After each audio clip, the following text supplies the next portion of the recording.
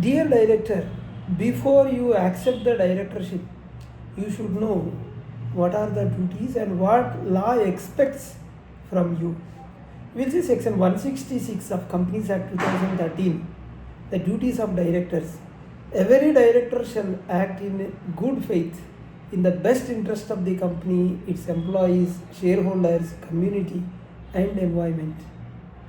Exercise due and reasonable care, skill and diligence. Not gain undue advantage for themselves or others. Not assign their office.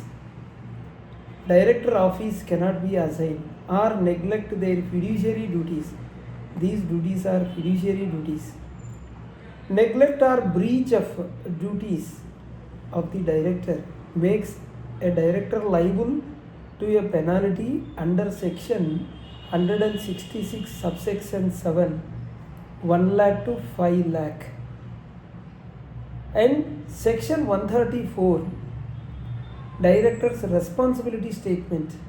Under this section, the board's report must include a statement confirming that applicable accounting standards were followed, internal financial controls are adequate and effective, directors have taken proper and sufficient care for maintenance of accounts and prevention of frauds.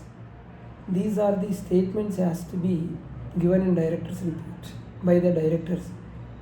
If the statement is false or careless, directors can be held responsible for misstatement and penalized under section 447 and 448, fraud and false statement.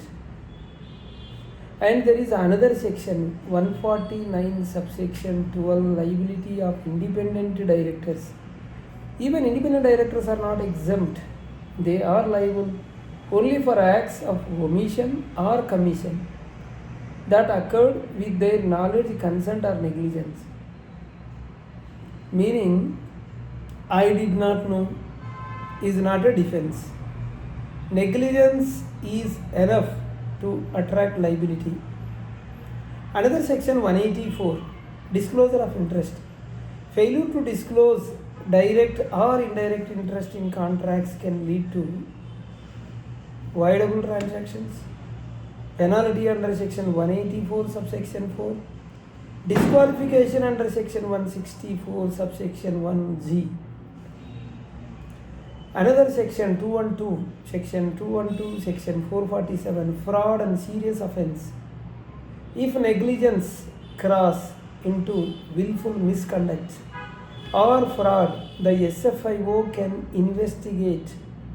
Fraud under section 447 carries imprisonment up to 10 years and fine up to 3 times of the fraud amount. Section 212, section 447.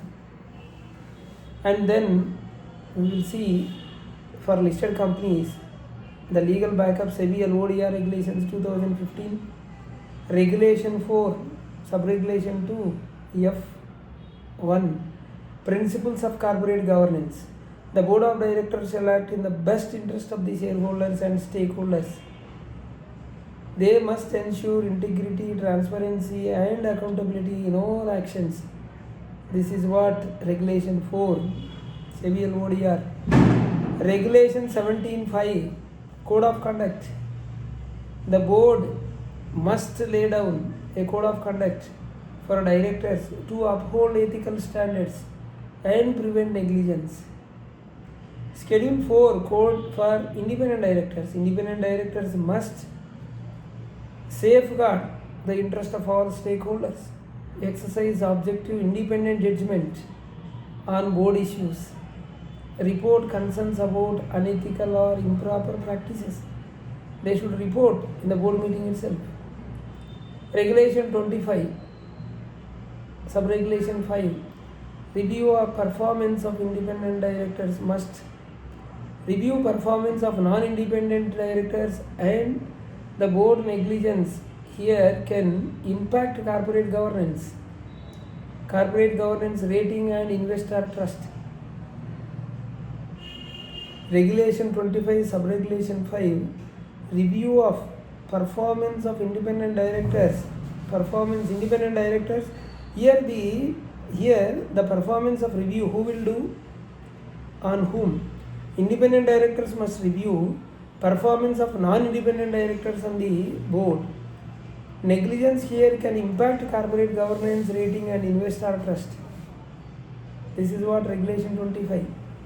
So the real message is a company can rebuild finance, but director negligence, whether it is a missed compliance or careless signature or blind approval, can destroy corporate credibility forever. Compliance is not just paperwork. It is heartbeat of corporate trust. This is what.